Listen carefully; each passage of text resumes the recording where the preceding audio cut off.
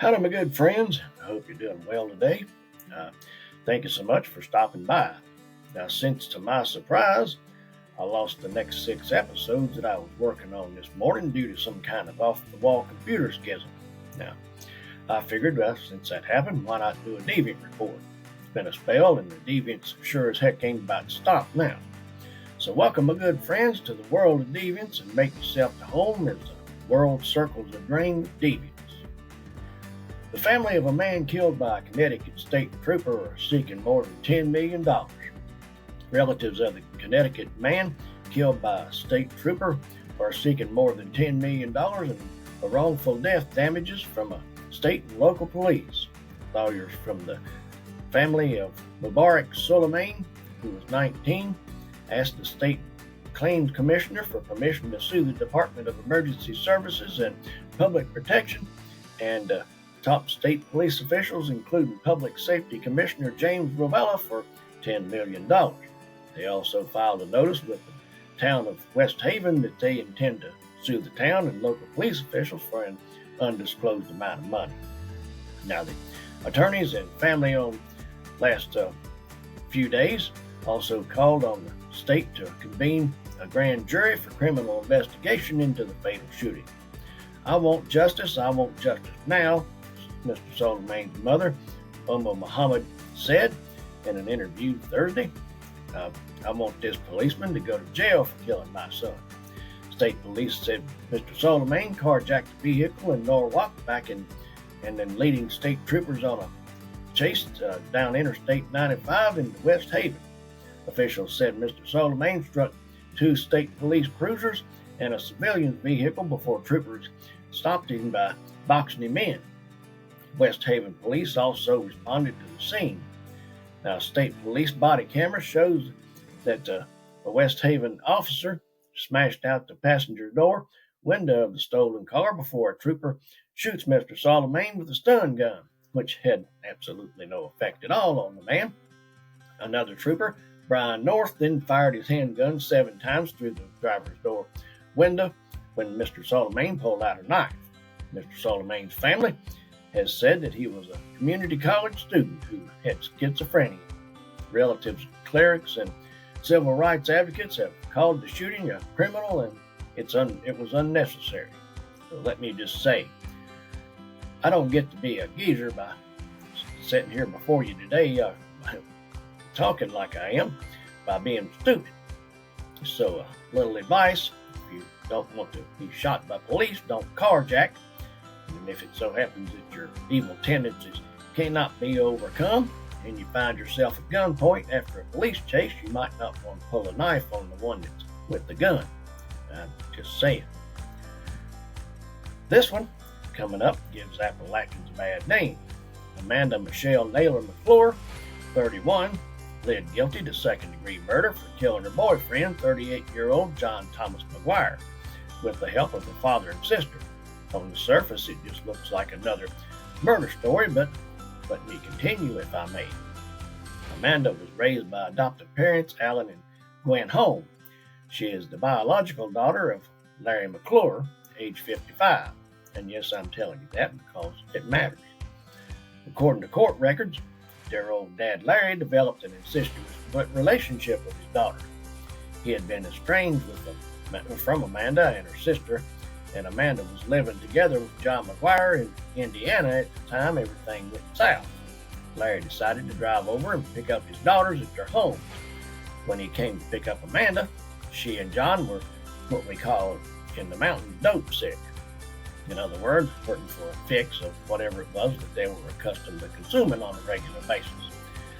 The group traveled back to West Virginia, where Larry was staying after his release from prison on what else but sex offense charges. And after about 10 days, the family that kills together stays together. They came up with a plan to erase Johnny from the gene pool. Amanda testified that he was killed because he was with me and my daddy didn't want to see anybody else near me.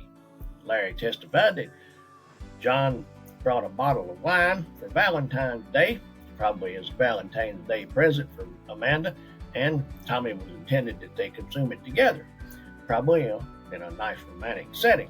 But instead of consuming it, John was struck upside the head with it, tied up and injected with liquid methamphetamine, then tortured for 2 or 3 days, and with all the hell that they could think rained down on him.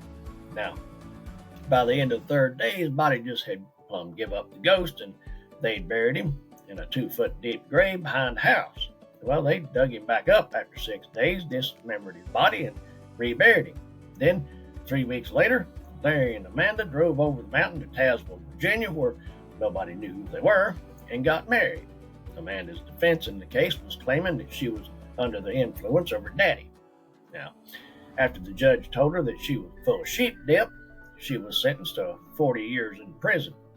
Larry was sentenced to life without mercy for the crime earlier that month, which means he ain't getting out no time soon, if ever. Now, last I heard, Amanda's sister, who was 32, named Anna, is also facing first-degree charges in connection with the murder. Folks, you just can't write this stuff. This one we'll call Dying to Prove It. Clement Vallandigham always believed in predestination, saying that I may, however, have been mistaken, what she was saying from his deathbed, but I am a firm believer that good old Presbyterian doctrine of predestination. Now, you may be wondering how in the world he wound up on his deathbed and waxing eloquent about predestination. And it was back in 1879, and Clement Vallandigham was working as a lawyer in Lebanon, Ohio, defending a man named Thomas McGinn, who was accused of killing a man named Tom Myers during a saloon brawl. Now, one night at the beginning of the trial, Mr. Vallandigham decided to test out his defense, which was that Mr. McGinn hadn't shot Mr. Myers at all. In fact, he thought that Mr. Myers had accidentally shot himself while drawing his pistol to shoot Mr. McGinn. After conducting some ballistics tests that night, Mr. Vallandigham and his companions started back to the hotel. One of his associates said, "Val," as they called him, "there are 3 shots left in your pistol yet. You had better discharge them or take them out." Val said, "What for?" "Well, to prevent any accidents. You might accidentally shoot yourself," the assistant said. "No danger of that. I have carried and practiced with pistols too long to be afraid to have a loaded pistol in my pocket." In other words, shit like that happens to everybody else, not me. I'm too smart for that. And sure enough, the pistol in his pocket didn't just jump up and go off on its own. We who own firearms know better than that.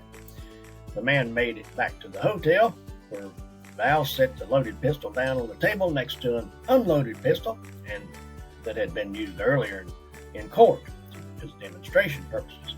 Val then decided to demonstrate for some fellow lawyers how Mr. Myers could have accidentally shot himself while drawing his pistol, just to make sure that he had all his bases covered when the court fired up in the morning.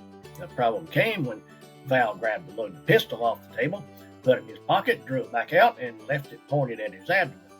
"There," he said. "That's the way Mr. Myers held it." Then his finger hit the trigger. Of course, that was followed by a muzzle flash, a bang, and then Val saying, "My God, I've shot myself." Over the next 12 hours or so, Val lay wounded as friends, reporters, doctors, and onlookers filtered in and out to attempt to save him, but to little avail, as the bullet couldn't be found. Even Mr. McGinn was escorted from his cell and reportedly cried when he saw the scene. Mr. McGinn, well, he was soon acquitted and set free. After all, Val may have died in the process, but he did prove his theory. Nevertheless, Mr. McGinn went on and died 4 years later in a saloon shooting, not much different than the one he was exonerated from. I reckon there must have been something to Val's beliefs in predestination after all. A California prisoner that confessed to killing 2 child molesters says he did it, and he did everybody a favor. A California inmate serving a life sentence actually, for murder, confessed in a letter that he'd beat to death 2 convicted child molesters and another inmate with a cane. Hours after the prison counselor ignored his urgent warning that he might just become violent if he's put into gen pop. In a letter to the Bay Area News Group, Jonathan Watson, who was 41 years old, said he clubbed both men in the head in the California Substance Abuse Treatment Facility at the state prison in the small central California city of Corcoran. Now, first attack occurred after Mr. Watson became enraged that one of the sex offenders was watching a children's television show. Prisoner David Bobb, 48, died on the spot, and Graham DeLuise Conte, age 62, died 3 days later at the hospital. Both were serving life sentences for aggravated sexual assault of a child under 14 years old. Days before the attack, Mr. Watson said that his security classification was changed and he was transferred from a single-person cell to a lower security dormitory pod in the Central Valley facility. Now, he called the switch a careless mistake and said he'd left quite a paper trail protesting it. It's the second time in a year that claims have been made that decisions by the California corrections officials led to a homicide. Well, no surprise there, is there? Deviants, folks. What are we going to do with them? Please like and share us on YouTube and Rumble, and if you enjoy the stories, give us a few stars and maybe give us a review. Come on over to Appalachian Murder, Mystery, and Legend Facebook group, where we talk Appalachian or about anything else you want to talk about. I'll be back real soon with another Appalachian Murder, Mystery, or Legend. Folks, I will see you then.